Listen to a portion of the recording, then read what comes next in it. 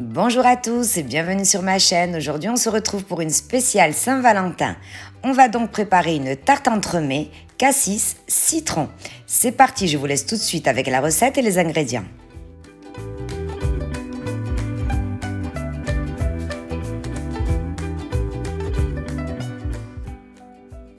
On commence par la préparation de la mousse au cassis. Il nous faudra 110 g de crème à 35%, 270 g de crème à 35%, 2 jaunes d'œufs, 165 g de coulis de cassis et 6 g de gélatine.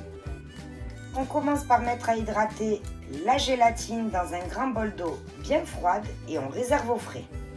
Dans une casserole, on vient mettre les jaunes d'œufs et les 110 g de crème.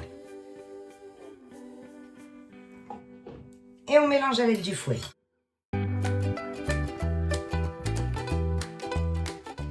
On met le tout dans une casserole et on vient le monter jusqu'à une température de 83 degrés sans cesser de remuer. À 83 degrés, on éteint le feu. Hors du feu, on vient ajouter la gélatine essorée et on mélange. On ajoute ensuite le coulis de cassis et on mélange.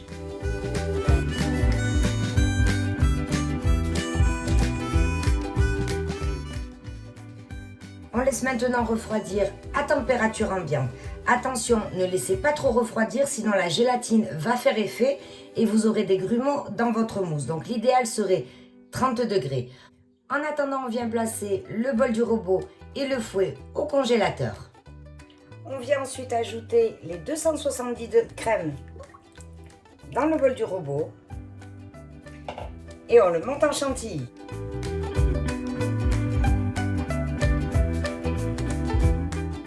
Voici la texture qu'on va obtenir. Ne la montez pas trop ferme. Plus texture mousse, c'est-à-dire qu'on veut un mini bec d'oiseau, mais assez souple. Et pour finir, on vient ajouter petit à petit notre cassis à la mousse et à l'aide d'une marine. On remue gentiment. On vient maintenant verser notre mousse au cassis dans notre moule. Donc moi j'ai celui-ci, un moule en cœur en silicone, et on verse.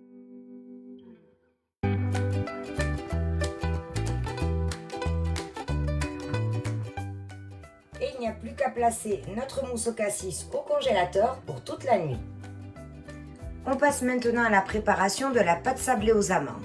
Il nous faudra 200 g de farine, 90 g de sucre glace, 25 g de poudre d'amande, 100 g de beurre ramolli, un œuf et une pincée de sel. Dans le bol du robot, on vient tamiser la farine, la poudre d'amande, le sucre glace et la pincée de sel.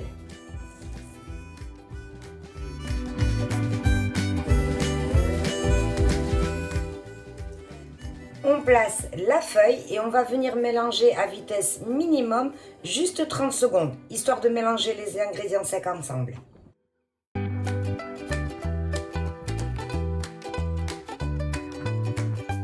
Une fois mélangé, on va venir y ajouter petit à petit le beurre ramolli. Attention, pas fondu, pas pommade, juste ramolli. Et on y va jusqu'à obtenir un petit peu comme du sable, toujours à vitesse minimum. Si vous ne le faites pas à la main et que vous le faites au robot, c'est vraiment important, de manière à ce que le beurre ne chauffe pas et qu'on n'ait pas de difficulté à travailler la pâte.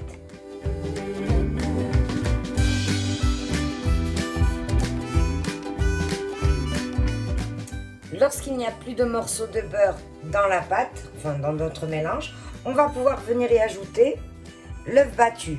Si vous faites la pâte à la main, vous viendrez effriter le beurre vraiment du bout des doigts, toujours pour ne pas chauffer le beurre.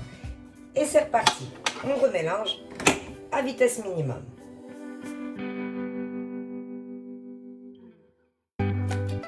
On On ressort la pâte du bol à l'aide d'une corne. On vient former une petite boule sans trop la travailler.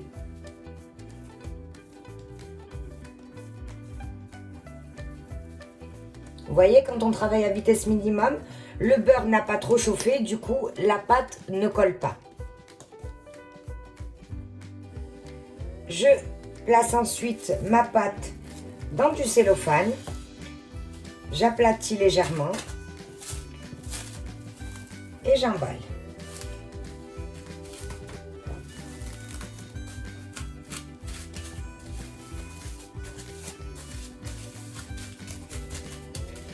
Et je vais venir la placer toute la nuit au frais. De toute façon, notre entremets ne sera pas prêt jusqu'au lendemain. Donc, autant en profiter de manière à ce que lorsqu'on étalera la pâte le lendemain, elle aura suffisamment durci et on n'aura pas de problème pour la placer dans le moule. On passe maintenant à la préparation du moelleux au citron. Il nous faudra 80 g de sucre, 20 g d'huile d'olive, 60 g de farine, une pincée de sel, un œuf, le zeste d'un citron et un sachet de levure chimique. Dans le bol du robot, on vient y mettre l'œuf,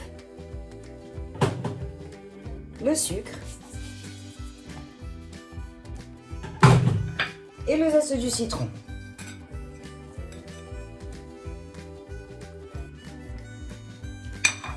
Et on vient mélanger le tout 5 minutes à vitesse moyenne. On ajoute ensuite l'huile d'olive. Et on remélange une petite minute à vitesse moyenne pour l'incorporer.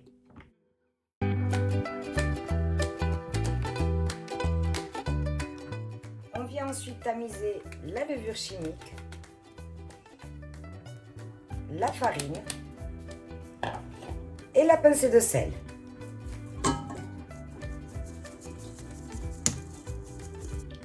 Et on remélange 2 minutes, toujours à vitesse moyenne. On recouvre d'un torchon propre et on laisse de côté. On ressort maintenant notre pâte sablée qui a passé la nuit au frais. On se munit d'une plaque qui va au four avec du papier sulfurisé et un cercle. Donc moi, pour cette occasion, j'ai choisi en forme de cœur, mais on est bien d'accord que la même recette avec n'importe quelle forme de cercle est valable. Je prends également un rouleau à pâtisserie. Je vais légèrement saupoudrer mon plan de travail de farine. Je retire le cellophane et j'étale ma pâte sablée. Donc vous voyez, elle a bien durci, ce qui fait que je ne vais pas avoir de problème pour l'étaler. Elle ne va pas coller.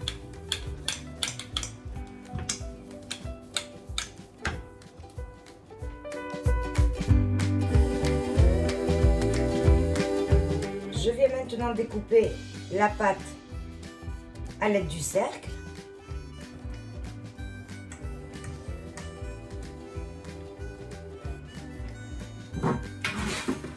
Je replace mon cercle dans la plaque et je viens déposer mon petit cœur à l'intérieur. Comme ceci. Je vais maintenant prendre la pâte qui me reste. Je vais l'étaler de nouveau pour couper des bandes.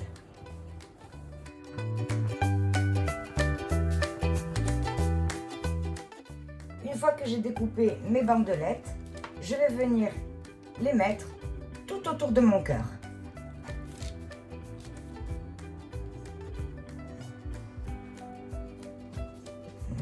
On appuie bien sur les contours.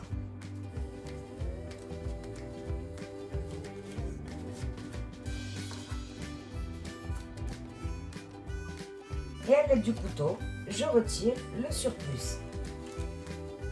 Donc on fait ça bien droit de manière à avoir un joli rendu à la fin de la cuisson.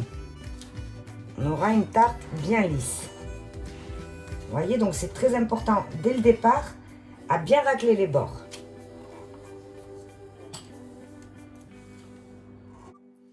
Et je viens piquer des trous à l'aide d'une fourchette.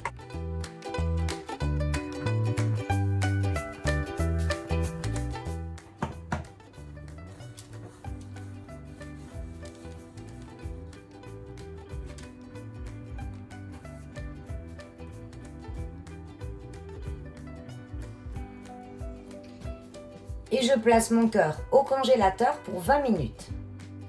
Au bout des 20 minutes, je ressors mon cœur du congélateur. Avec la pâte qui me reste, je l'ai en porte-piécé. Je viens déposer au milieu de mon cœur du papier sulfurisé et j'y dépose des pois. Donc moi j'utilise tout simplement des haricots blancs. Ça va nous aider à ce que la pâte ne se soulève pas. Je tasse bien. Et j'enfourne à 170 degrés pendant 15 minutes. Au bout de 15 minutes, je vais retirer mes petits sablés que j'avais fait avec la pâte restante. C'est chaud, attention. Je retire également mes petits pois ainsi que le papier sulfurisé. Je retire mon cercle. Et je viens enfin verser le moelleux au citron.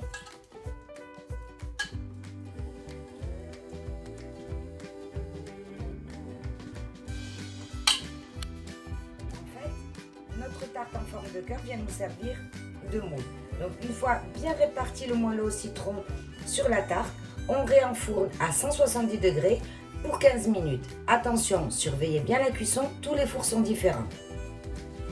À la sortie du four, on posera la tarte sur une grille et on la laissera complètement refroidir à température ambiante. On passe à la préparation du glaçage miroir rouge.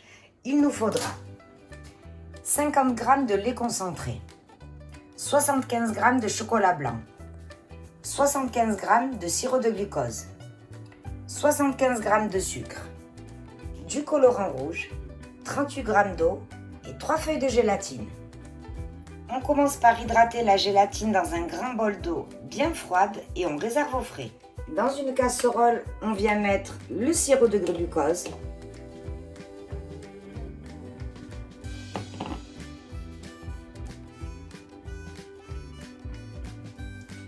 on ajoute le sucre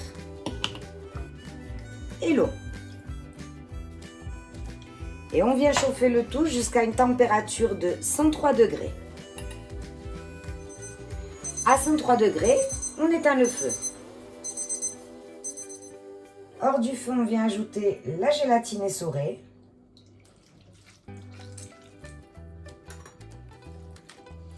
Et on mélange. On ajoute ensuite le chocolat blanc. Et on mélange jusqu'à ce qu'il fonde. Vous pouvez aussi le laisser reposer 2 minutes et ensuite mélanger. C'est la même chose. Une fois fondu, on y ajoute le lait concentré. Et on mélange. Et pour finir, on vient y ajouter le colorant de la couleur de notre choix. Donc moi, j'ai pris du rouge. Et on mélange. En général, quand je fais un glaçage miroir au chocolat, je le passe 3-4 minutes au mixeur plongeur pour éviter les petits grumeaux, etc. Là, j'ai vraiment un glaçage bien lisse, donc je ne vais pas le passer au mixeur. Je vais juste venir le passer au chinois directement dans un bec verseur. Ce sera beaucoup plus facile pour appliquer ensuite sur mon entremets.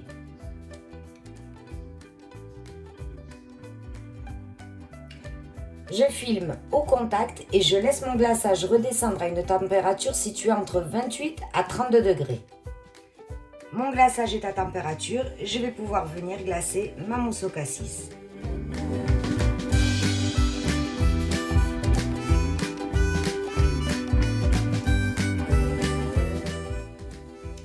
Je me munis de 2 spatules et je vais venir déposer ma mousse sur ma tarte.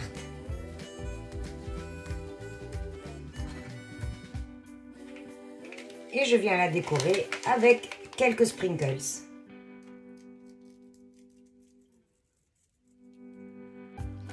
La recette est terminée, donc je vous rappelle que cette tarte entremets est composée d'une pâte sablée, d'un moelleux au citron et d'une mousse au cassis. J'espère que ça vous aura plu. Si c'est le cas, n'hésitez pas à vous abonner et d'activer la petite cloche pour ne perdre aucune de mes recettes. Merci, on se retrouve pour une prochaine vidéo.